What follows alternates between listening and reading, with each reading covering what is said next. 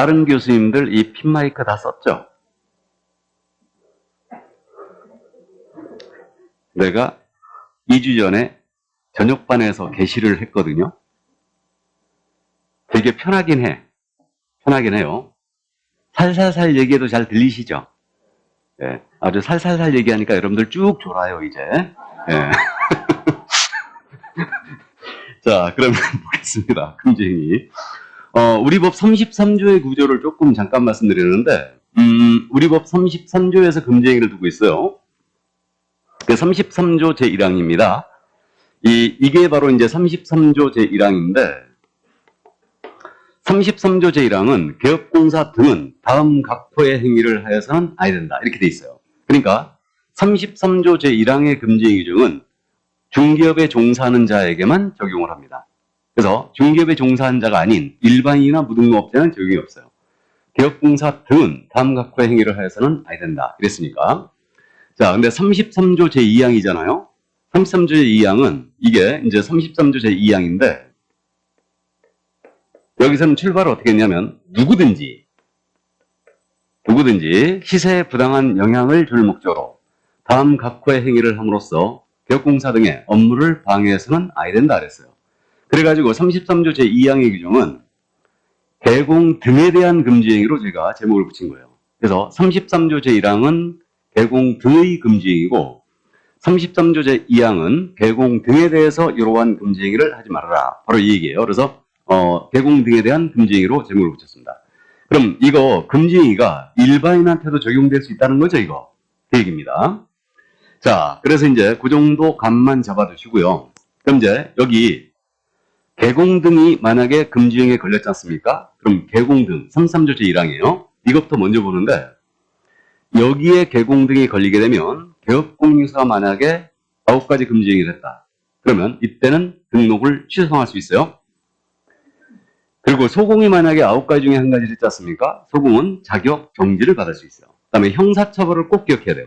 이 형사처벌 때문에 도움죄를 따갖고 암기를 해버리는 건데 만약에 요 9가지 금지행위가 지금 도움죄를 따면 어떻게 되냐면요. 매매업, 무등록 중개업자와의 거래, 보수 초과, 거짓된 언행이 있거든요. 이게 1호소부터 4호까지예요. 이때는 1-1입니다. 1년짜리예요. 자, 그런데 증서중개 매매했거나 중개의뢰인과 직접 거래했거나 쌍방대리했거나 그다음에 부동산 투기를 조장했거나 이거 시세 교란 행위를 했거나 또 단체 구성하여 중개 제한 행위를 했어요. 그래서 이게 증직 투시다인데 여기에 걸리면 요거는 3-3입니다. 그래서 5호서부터 9호까지. 그래서 이거는 이제 3년 이하의 징역 또는 3천만 원의 벌금에 처하는 거예요. 그래서 일단 처음 들으신 분은 이게 조금 어렵긴 한데 일단은 이렇게 매무수거 증직 투시단으로 되어 있다는 거 감을 잡아두시고요. 자, 그러면 이제 각각의 금지행위 내용을 이해를 하셔야 돼요. 그러면 42쪽에 있는 내용 다 설명했죠? 자, 그럼 이제 43쪽 들어갑니다. 금지행위 내용. 개공 등의 금지행위예요. 자, 그래서 개공 등의 금지행위로서 첫 번째 금지행위가 매매업이에요. 그래서 중개대상물에 대하여 매매를 업으로 하는 행위가 첫 번째 금지행위예요. 우리는 중개를 업으로 하기 때문에 매매업이 금지되어 있어요. 이게 첫 번째 금지행위예요. 그러면 중개대상물 매매업 금지니까 자동차 매매업을 합니다. 금지행위 아니죠. 나아가서 매매를 업으로 하니까 이거 임대업은 금지되는 행위가 아닙니다. 일단은. 그래서 갑으로부터 부동산을 사서 을한테 팔아치우고 병으로부터 매수하여 정한테 팔아치우고 사고 팔고 업으로 합니다. 이거 안 된다는 얘기죠. 그래서 이게 이제 금지행위예요. 그래서 임대업은 금지되는 행위가 아닙니다. 그러면 여기서 이제 잠시 따지고 갑니다. 중개 의뢰인과 1회 매매했어요. 의뢰인인 자와 1회 매매를 했습니다. 이거 금지행위일까요? 금지행위죠. 우리 일순환 하신 분 들어봤죠? 의뢰인과 한 번 사고 팔았어요. 수십 번 사고 팔았습니다. 이건 뭐에 걸린다? 직접 거래. 이게 그러면 의뢰인이 아닌 자와 1회 매매했어요. 이건 금지행위가 아니다. 이건 금지행위가 아니죠. 한 번 정도 사고 파는 것은 상관이 없어요. 그러니까 의뢰인이 아닌 자와 한 번 정도 사고 팔았다. 이건 금지행위가 아니에요. 근데 의뢰인인 자와 한 번 사고 팔았잖아요. 그럼 이때는 직접 거래하고 하는 겁니다. 그래서 금지행위예요. 그러면 여기서 말하는 매매업은 이거 아니겠습니까? 중개 의뢰인이 아닌 자와 수차에 걸친 매매를 했어요. 그럼 이게 뭐다? 이게 매매업이에요. 그래서 의뢰인이 아닌 자와 수차에 걸친 매매업을 했다. 이게 다름 아닌 여기서 금지하는 금지행위입니다. 그래서 이 정도. 만약에 그래서 거래한 상대방이 갑, 을, 병, 정 중에 다 한 명이라도 만약에 의뢰인이 있었다. 그럼 이때는 직접 거래로 처벌돼요. 왜 그러냐면 직접 거래는 3-3이거든요. 매매업은 1-1이고요. 자, 그래서 여기까지입니다. 자, 그래서 첫 번째 금지행위 가볍게 이해만 해두시고요. 다음 두 번째 금지행위 무등록 중개업을 하는 자와의 거래. 제목은 이렇게 붙였습니다. 그럼 법문이 이건 어떻게 되어 있냐면 무등록 중개업을 하는 자인 사실을 알면서 그를 통하여 중개 의뢰를 받거나 그에게 자신의 명의를 이용케 하는 행위예요. 그래서 두 가지 행위가 다 금지되어 있어요. 무등록 중개업을 하는 자인 사실을 알면서 그를 통하여 중개 의뢰를 받거나 그에게 자신의 명의를 이용케 하는 행위. 그래서 법문에 충실하게 이해하면 되는데 무등록업자를 통하여 중개 의뢰를 받았다는 얘기는 이 얘기 아니겠습니까? 중개대상물을 우리 개공이 소개를 받는 거예요. 근데 이 과정에 무등록업자가 개입되면 안 된다는 얘기죠. 그래서 우리는 행위를 금지하기 때문에 이자의 업무 활동을 도와주지 말라는 뜻인데 이자를 통하여 중개 의뢰를 받는 순간 이건 금지행위가 완성된 겁니다. 이 물건에 대한 거래 성사 여부는 따진다 안 따진다? 안 따진다. 그래서 바로 금지행위가 되는 거고요. 다음에 이자에게 명의를 이용케 했다. 그러면 갑을 간의 거래를 무등록업자가 소개했습니다. 계약서를 써주는데 자신의 명의를 여기다 넣어줄 수는 없는 거예요. 그러니까 A 명의를 빌리는 거죠. A가 여기다 명의를 넣어주는 거죠. 이거 넣어주지 말라는 얘기예요. 그래서 무등록업자에게 자신의 명의를 이용케 하는 행위. 이게 바로 이제 명의 이용행위인데 대전제는 무등록업자임을 알아야 되죠. 그럼 무등록업자와 거래하다가 걸렸어요. 어떻게 하시면 된다고요? 몰랐다. 오리발이 최고죠? 예, 그래서 몰랐다라고 오리발을 사정없이 내비시면 됩니다. 자, 그래서 매매업, 무등록업자와의 거래 크게 문제가 없습니다. 가볍게 이해만 해두시고요. 자, 그럼 이제 세 번째 금지행위로 넘어갑니다. 보수 초과. 자, 그럼 보수 초과로 지금 넘어왔는데 이거는 사례, 증여, 기타 어떠한 명목으로도 중개 보수 또는 실비를 초과해 금품을 받는 행위 안 된다는 얘기입니다. 그래서 우리가 다음 주에 공부할 것 같은데 우리 법이 정해놓은 중개 보수가 있어요. 실비라는 것도 있거든요. 있는데 그 한도를 초과하여 명목을 따지지 않습니다. 명목에 불문하고 사례로 주던 증여로 주던 불문하고 재산적 가치가 있는 일체의 것을 더 받지 말라는 얘기입니다. 이게 그럼 현금으로 더 받으면 똑 떨어지는 보수 초과예요. 이거는 현금으로 더 받지는 않았지만 백화점 상품권 받았다, 보석을 받았다, 자동차를 받았다. 전부 다 해당이 된다. 어떤 식으로든 더 받지 말라는 얘기다. 예. 자, 그럼 이제 나머지 케이스 바이 케이스로 기억하면 돼요. 그래서 주로 이제 판례 태도를 기억하면 되는데, 자, 그러면 동그라미 1번 판례입니다. 사례비나 수고비 등의 명목으로 받았어요. 이건 보수초과 맞죠?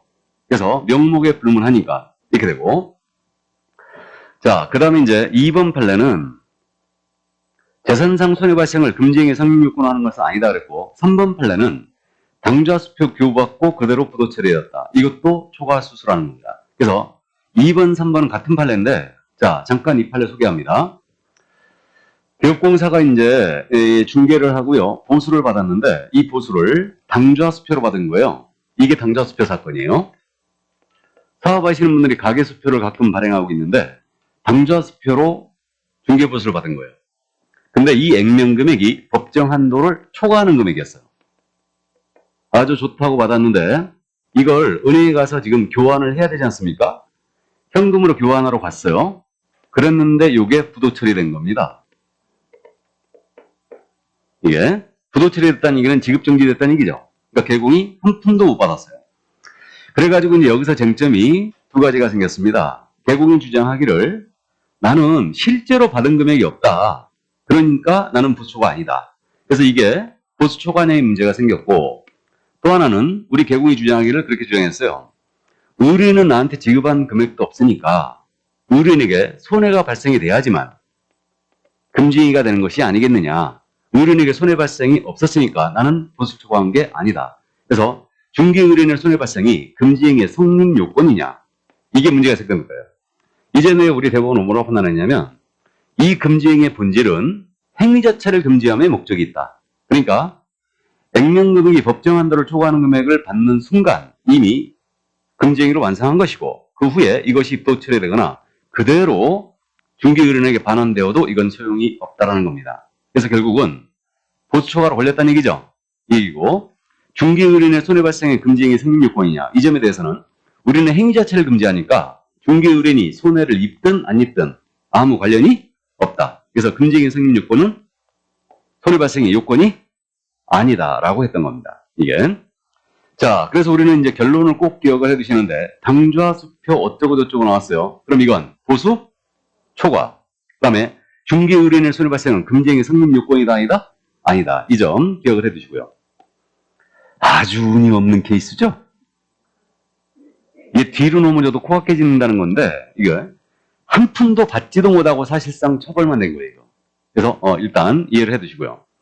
자, 다음 이제 4번 판례로 내려갑니다. 이거 꼭 기억을 해 두셔야 되는데, 우리 분양대행은 준 게 아니죠. 그러면 분양대행을 해주고 보수를 무제한히 받았습니다. 보수 초과에 해당할 일이 있다 없다? 없어요. 자, 그 다음에 권리금 5번 판례. 권리금은 중개사물이 아니죠. 그럼 권리금 소개하고 아무리 많은 보수를 받았다도 이건 보수 초과에 해당할 일이 없다. 이해해 두시고. 자, 그 다음 이제 마지막 요거 6번 판례 있지 않습니까? 이건 한 번도 안 물어봤기 때문에 이해만 해 두시는데, 토지를 택지로 조성하여 매도한 후에 금원을 취득한 행위는 중개행위에 해당하지 않으므로 의뢰인과의 직접 거래를 보기 어렵고 보수 초과에도 해당하지 않는다 그랬어요. 자, 그럼 이거 보겠습니다. 이 판례. 이게 택지 조성 분양 사건이에요. 택지 조성 분양 사건.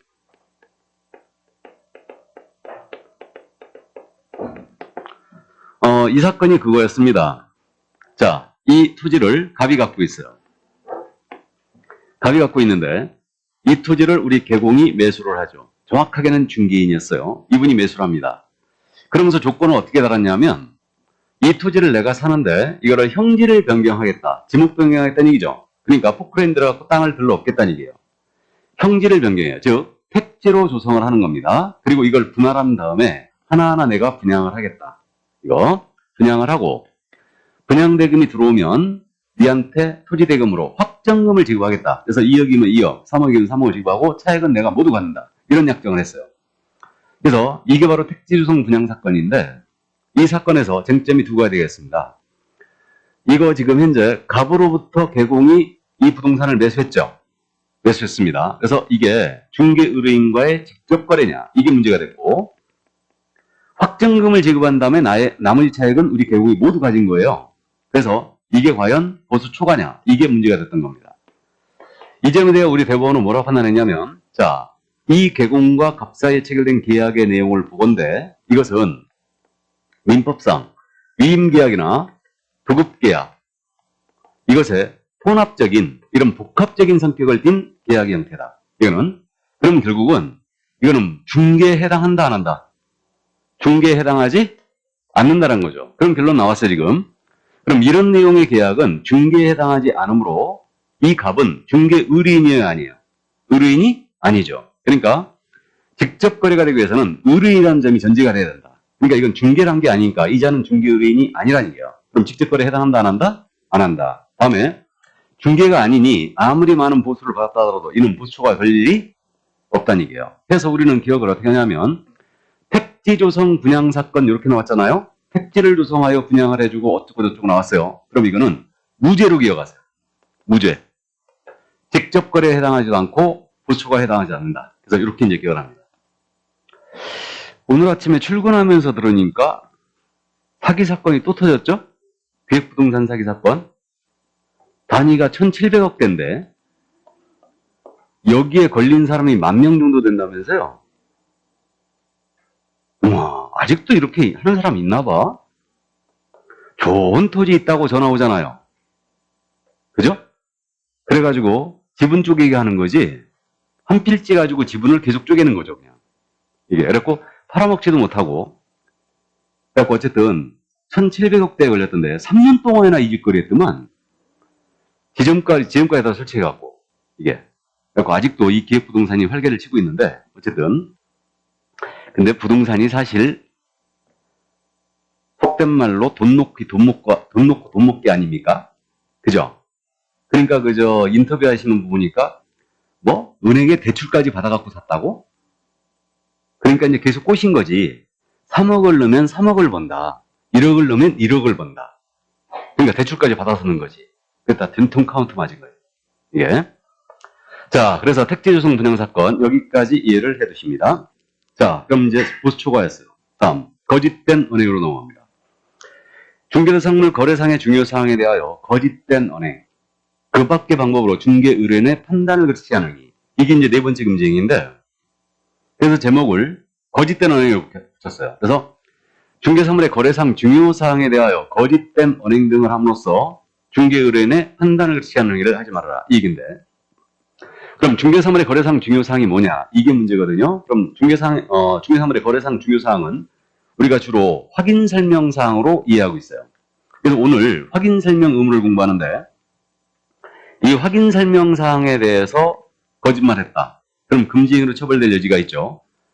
근데 저는 이렇게 판단하고 있어요. 확인 설명 사항 중에 이 정도로는 중요해야 됩니다.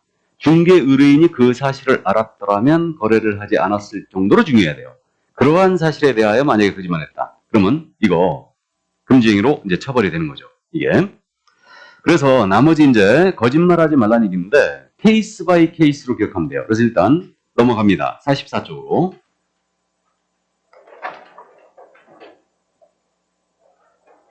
그럼 이제 첫 번째 기억할 점이 거래상 중요 사항에는요, 물건 자체에 관한 상품만 아니고 그 물건의 가격에 대한 정보도 포함될 수 있다는 게 우리 판례예요. 가격 정보도 포함될 수 있다. 그래서요, 하급 심판결을 보면 시세 정보 있죠. 시세 정보를 만약에 속였잖아요. 그럼 이건 전부 다 사기로 처벌했습니다. 그러면 만약에 이 아파트 시세가 10억이었어요. 매도인한테 9억이라고 얘기했다. 그럼 이거는 시세 정보 사기다. 이렇게 판단했어요. 또 매수인한테 시세가 10억인데 매수인한테는 이게 시세가 지금 현재 11억이다. 이렇게 얘기했어요. 그럼 역시 이것도 사기다. 이거. 근데 우리가 실무적으로 매도인한테는 시세보다 조금 낮은 가격으로 얘기하죠. 원활한 거래를 위해서. 매수인한테는 시세보다 조금 높은 가격을 얘기합니다.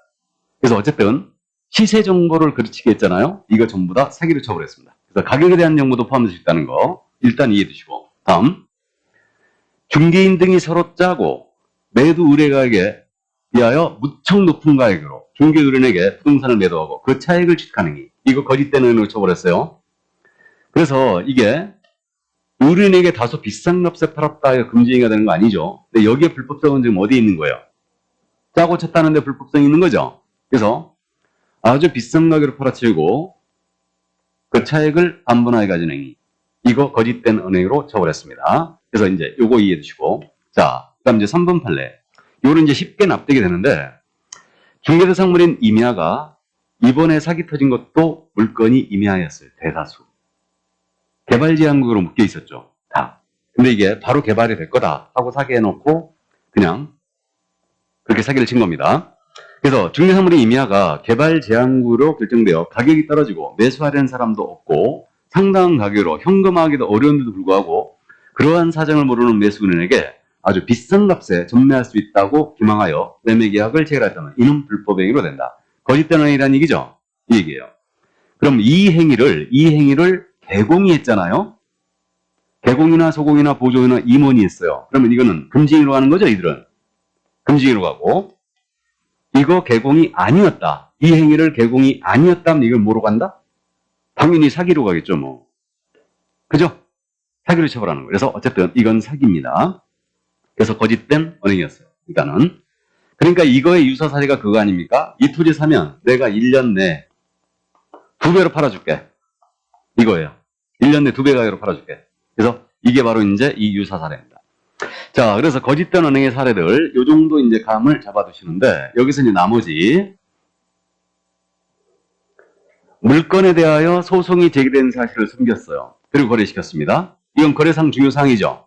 거짓된 언행이에요. 그러면 경우에 따라서는 단순한 침묵도 거짓된 언행이 될 수 있다는 얘기죠. 이 얘기예요.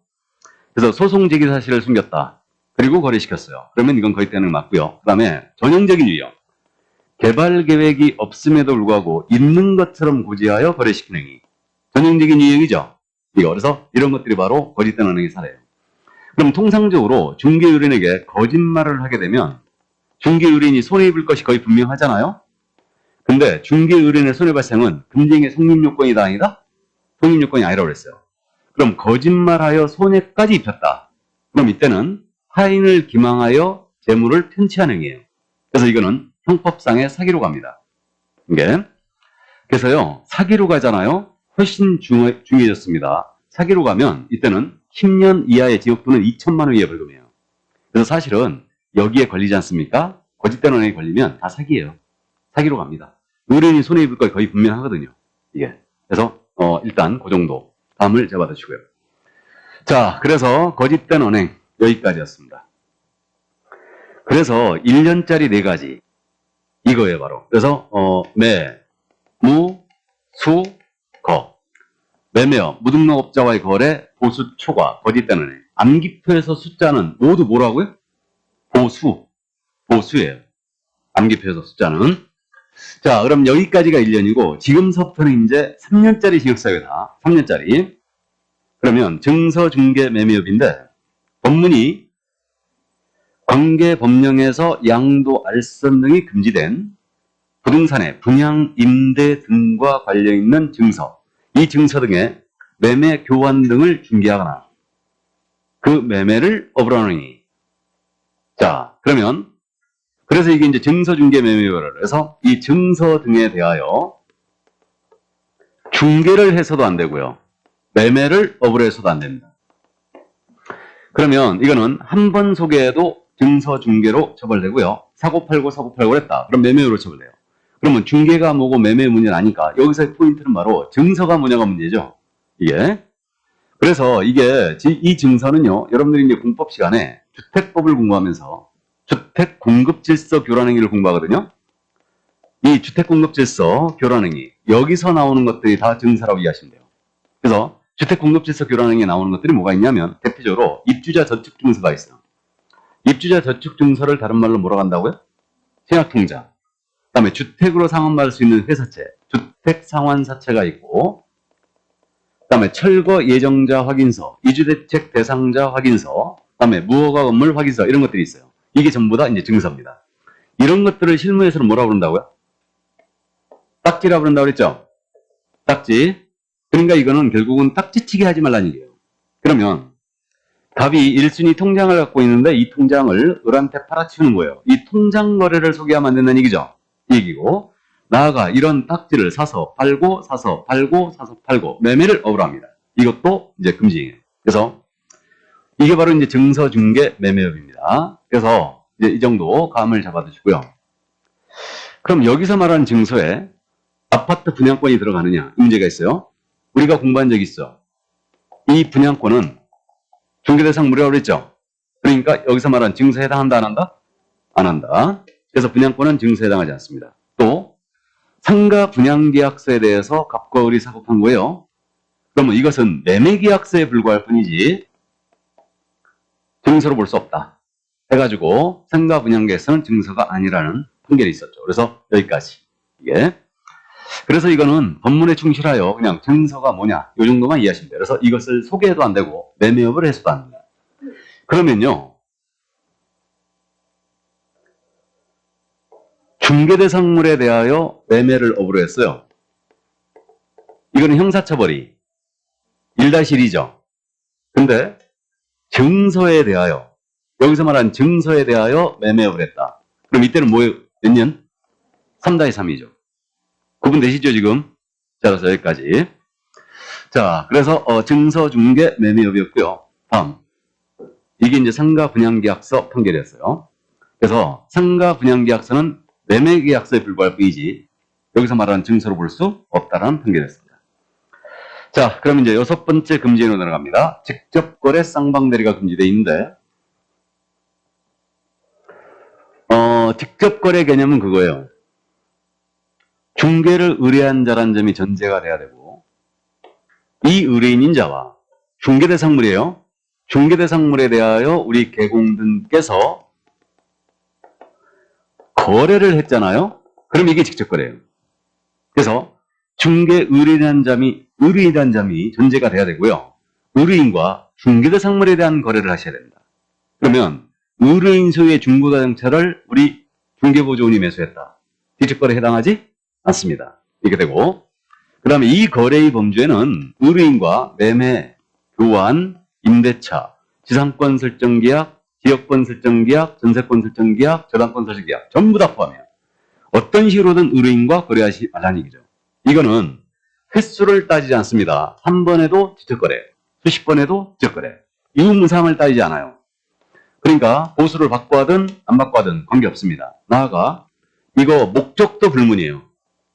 그러니까 실수요 목적이어도 직접 거래에 해당한다는 거죠.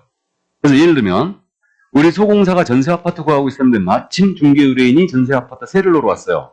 그리고 소공이 직접 거주할 목적으로 그 의뢰인과 임대차 계약을 했습니다. 전세 계약을 했어요. 그래도 이건 직접 거래라는 얘기죠.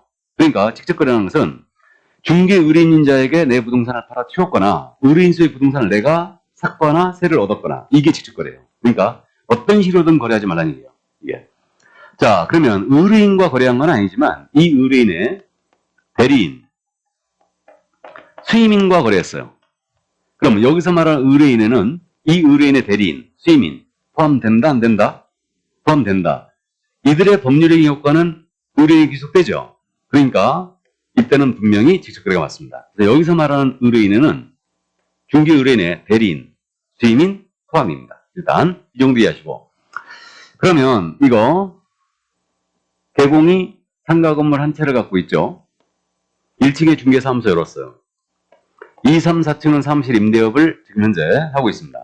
어느 날 갑이 찾아와서 사무실을 새로 놓고자 합니다. 해가지고 3층이 마침 비어 있어가지고 3층을 보여주고 이 A와 갑 사이에 사무실에 관한 임대차 계약을 합니다. 이거 직접 거래 맞죠? 피해가야 되죠? 어떻게 피해간다고요? 옆집 B한테 얻는 가야 돼요. 얻는 가서 네 의뢰인 해라 그러면 돼요. 그럼 갑은 B의 의뢰인이 됐고 A도 B의 의뢰인이 된 거예요. 그래서 이건 직접 거래에 해당하지 않습니다. 그래서 우리 판례가 다른 개업공사의 소개로 부동산을 매도하고 또 다른 개업공사의 소개로 부동산을 매수한 행위는 직접 거래에 해당한다 안 한다? 안 한다. 그러니까 이 얘기네요.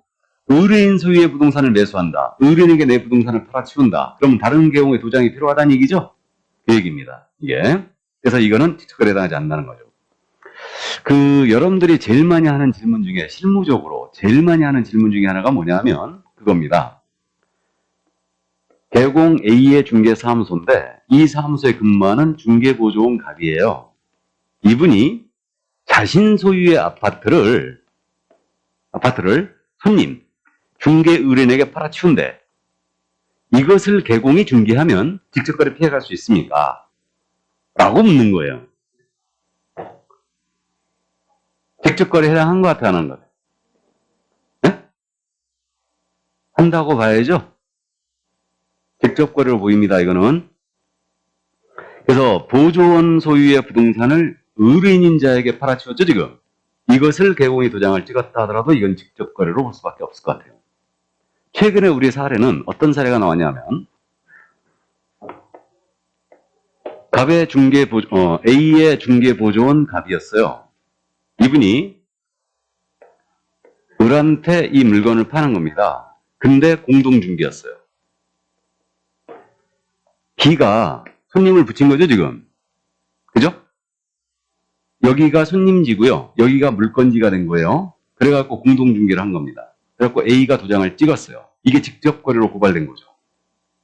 고발됐어요. 직접거래로. 판결은 어떻게 나왔냐면 하급심 판결이긴 한데 이 부분에 대해서는 이거는 직접거래로 볼 수 없다라고 했어요. 이거는. 왜 그러냐면 이거 당연한 얘기예요. 이거는 판결 갈 필요도 없어요. 검사가 법리 해석을 잘못한 거지. 을은 A의 의뢰인이 아니에요. 의뢰인이? 아니죠. 손님은 지금 B가 붙인 거죠. 그러니까 이건 자신의 의뢰인이 아니니까 당연히 직접거래가 아니지. 맞죠? 그러니까 검사들 모아놓고 이 교육 한번 해야 돼. 직접거래가 이런 거니까 잘 알아두라고. 그러면 결국 A와 갑은 엄청 피곤했겠죠? 검찰차에 끌려다니면서. 그죠? 그리고 어쨌든 무죄 판결 나갔어요. 이건 직접거래 볼 수 없다. 당연한 얘기예요. 당연히 을은 A의 의뢰인이 아니니까. 그래서 어쨌든 이자가 도장을 찍었다 하더라도 찍다. 근데 공동중개가 아니고 손님인 자에게 팔아치는 걸 중개했다. 그럼 이건 바로 직접거래예요. 뭔 말인지 아시죠? 그러면 을 손님 아니라고 끝까지 우겨야지. 그죠? 손님 아니라고 우겨야지. 갑이 내가 아는 사람이다. 다른 사람 소개받았고 내가 그냥 사라고 꼬실 거다. 그리고 계약서 쓰기가 불편하니까 애가 그냥 중개했을 뿐이다. 그럼 될 거 아니에요. 그죠? 그래도 웬만하면 다른 사람 도장 찍으세요. 아셨죠? 자, 그래서 이제 이 정도. 그래서 이건 이제 직접거래 볼 수밖에 없어요. 이렇게 하는 거는. 참고하시고. 자, 그럼 이제 자기 계약에 대한 부분은 조금 이따 설명하고요. 이거는. 자, 그래서 이게 바로 이제 직접거래였습니다. 이 정도.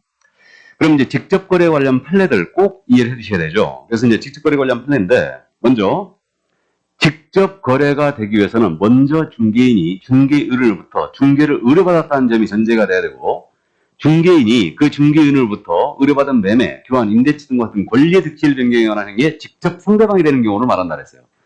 이거는 택지조성 분양 사건, 토지를 택지로 조성하여 분양해주고 어쩌고저쩌고 그 사건을 했던 얘기인데, 직접 거래가 되기 위해서는 반드시 중개 의뢰인이라는 점이 전제가 돼야 된다. 그래서 의뢰인인 자와 거래를 해야지 이제 그 개념을 말한 거예요. 자, 그 다음에 2번 판례 소개했어요. 직접 거래에서 말하는 중개 의뢰인의 범위에는 이 의뢰인의 대리인 수임인 포함이다 아니다?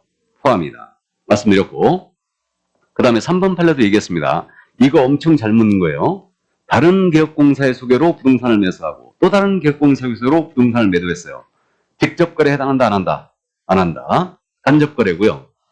자, 그 다음에 이제 요거 4번 판례. 개업공사 등이 중개 의뢰인과 직접 거래를 하는 행위를 금지하는 규정은 강행 규정이 아니라 단속 규정이라고 보아야 한다. 그럼 이 얘기 아닙니까? 우리 의뢰인 소유의 부동산을 개공이 매수했어요.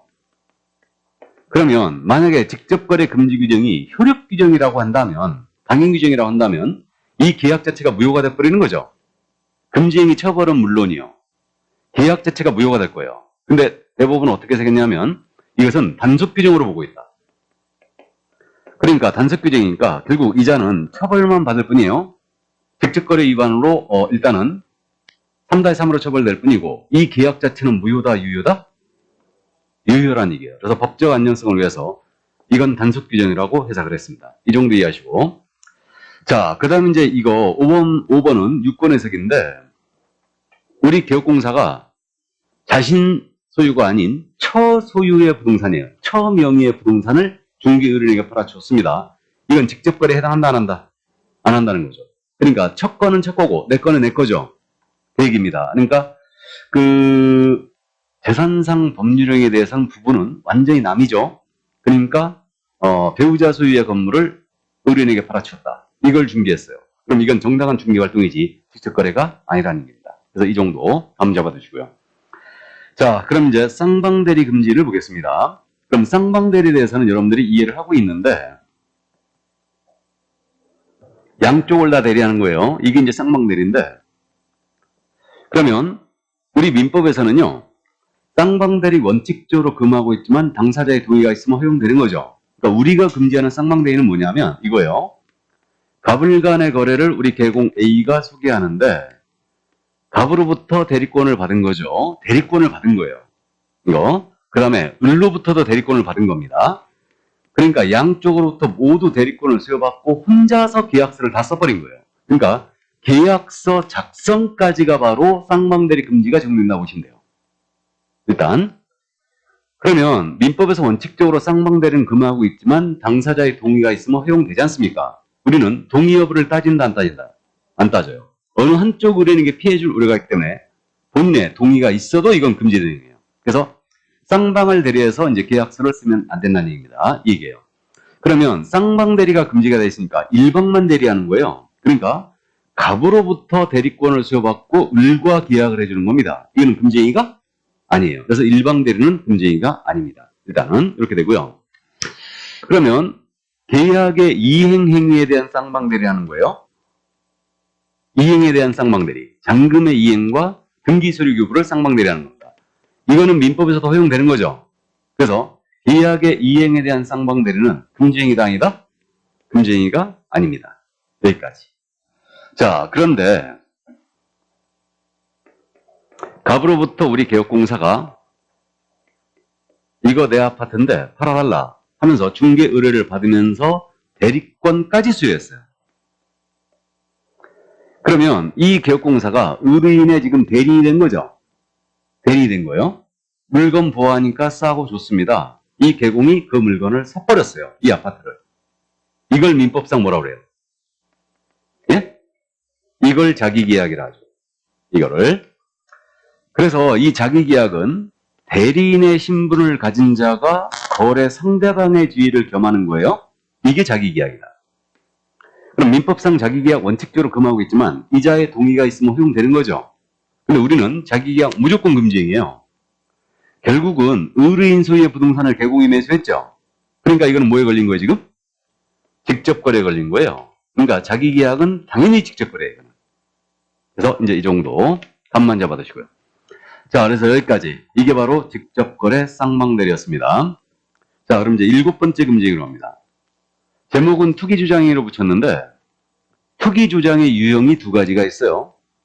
하나는 탈세를 목적으로 조세 부과를 면할 목적으로 소유권 보존 등기나 이전 등기를 하지 아니한 부동산이에요. 즉 미등기 부동산입니다.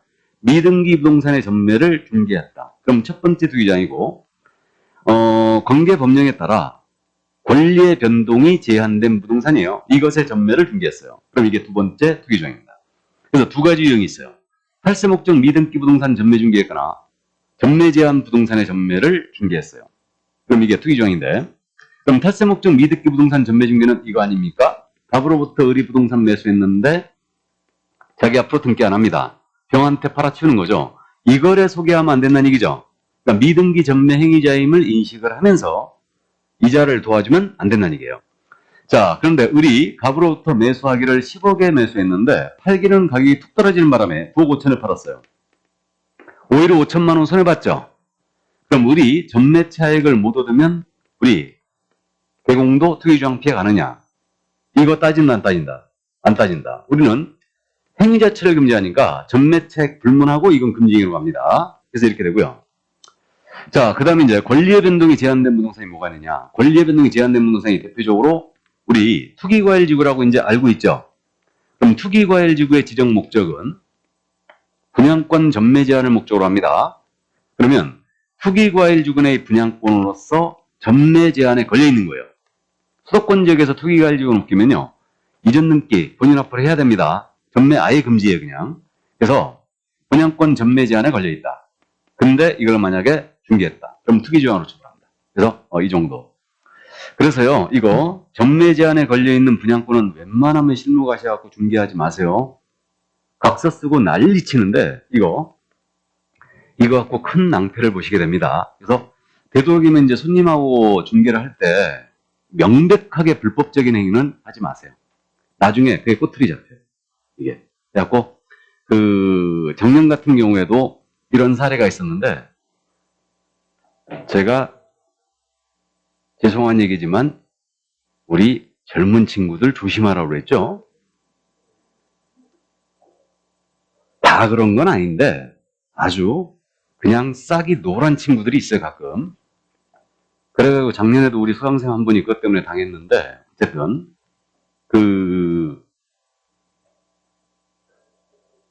전매 제한에 걸려있는 분양권을 공동중개를 했어요. A가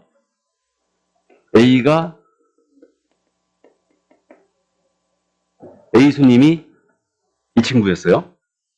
그리고 우리 산 거죠. 근데 이게 작년에 기억나세요? 분양권 막 천정부지로 올랐죠. 하룻밤 자고 나오면 올라가는 거예요, 계속. 그러니까 전매 제한에 걸려 있었는데 나중에 명의 변경하기라고 계약금 일부가 들어갔어요. 이놈아 계약을 깨고 싶은 거야. 계속 올라가니까. 그러면 지가 깨고 싶으면 배액을 상환하면 되잖아.